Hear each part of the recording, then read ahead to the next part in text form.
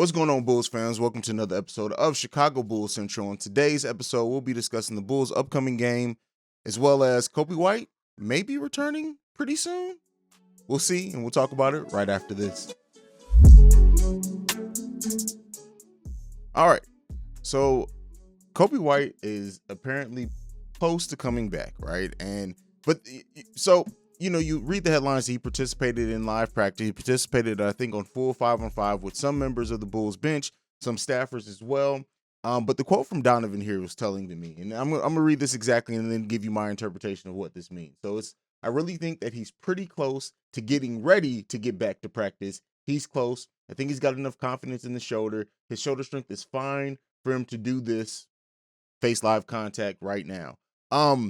So that's a pretty layered statement there, right? He's pretty close to getting ready to get back to practice.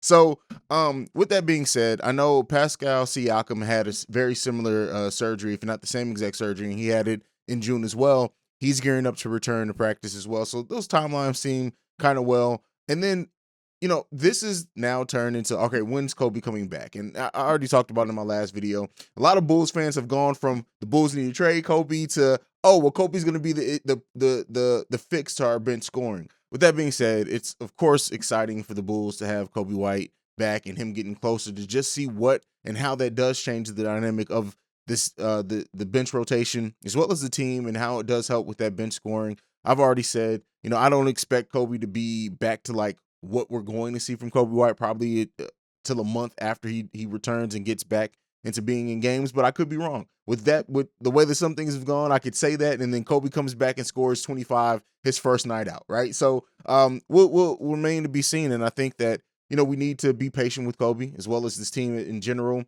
when he does come back, and not be too quick to judge. Either way, even if he comes back and he seems like everything's fine, it may be a couple of games after that where he doesn't seem quite right. So give him time to kind of work it in, them to work him in, because Coby really is going to change, especially some big things on what the bench does and how they run the bench offense. I think having a player that's going to be playing off the ball as much as him. Io has done great in the minutes that he has had so far, but you think that you're going to see that Coby's going to get every chance to succeed in that role and probably take a lot of those minutes. Now, with that being said, it could very well be a thing where the minutes fluctuate, right? Depending on if they need more defense out there, if they need more offense, who plays more between Io and Coby. I came into the season expecting Io not really to get a lot of minutes and probably play in the G League, but Io has definitely earned a role and a spot on this team. Now, I do think that, like we tend to do as Bulls fans, we take the flashes that Io's shown and like, oh, he projects he's going to be a starter. We don't know. It could very well be that it could not be. He could. There's a lot of places that both him and Coby could go in their very young careers and to develop in. And the key thing is do we have the team that's going to get the best out of them? Do we have a coaching staff that's going to help them learn and develop?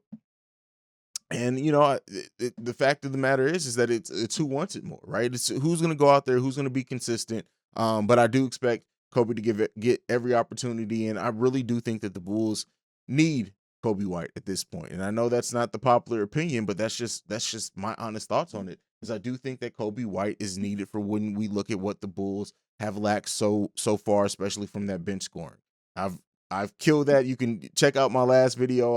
I don't do the cards very often, but I'll do a card for my last video right in here so you guys can see it. But Coby is going to be needed, and I think I've said it before. There's been no bench that has had as terrible scoring consistently as we have that really has gone far. So we're going to need that dynamic change, and by that I don't mean that Coby's going to be the answer, but Coby will probably open up a lot more things because of his scoring ability for other players around him as well. So now the Bulls against Brooklyn. This is going to be the Bulls had what was reported as a very tape heavy game, watching tape, going back and watching that as Brooklyn comes into town. The Bulls need to get their shit together, and that's just period, point blank. If we're looking for any keys to this game and things we're going to be looking out for, it's going to be simply this: how the Bulls rebound after back-to-back losses. What heart do they come out and play with? How do they come out a little bit tense because of it?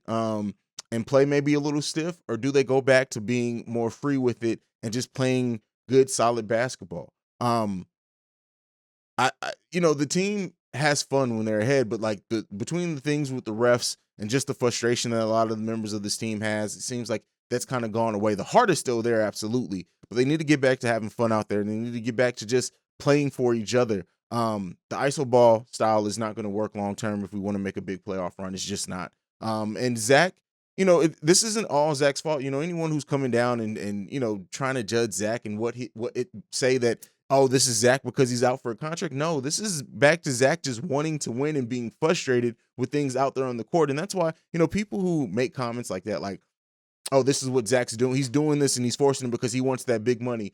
You're just trying to retroactively try to fit an argument in there because of whatever else. Because anyone who's been on this team has known when Bulls are down, like historically, before the Bulls had an improved team, and Levine gets frustrated, this is what he's kind of defaulting back to that, and you could tell he's frustrated out there. And the calls not coming is one thing, and I'm not saying that that's invalid. Like, yeah, the Bulls need to be getting. There are absolutely times and periods, and probably the last 3 games, honestly, where it's just been like, damn, that wasn't a call. But again, you can't let that get in your head. And this team, they've I said it in the last video, they dealt with a lot of kicks to the stomach recently, but they need to get back in order. I've been making Vooch kind of the key thing, like when we're gonna get Vooch into it. It was an article, I think on Bleacher Report, that Vooch is fine with a diminished offensive role. To me, it's not even a diminished offensive role. It's just that Vooch isn't hitting his shots. And you would like to think that those shots are going to start falling. Do they need to keep trying to feed Vooch early to get him in the game? That's definitely I think that can work. That's a style that can work. And hopefully if he gets the first couple of buckets falling, it gets him in a good rhythm. But ultimately, this team collectively isn't shooting the best. And that's what contributes to those big runs. You don't want the Bulls to get out to an early deficit against Brooklyn. You just don't want that to happen. And the Bulls need, like, this is the competition. This is the stretch where it's going. I'm not going to say it's going to make or break the season. It's way too early to say that.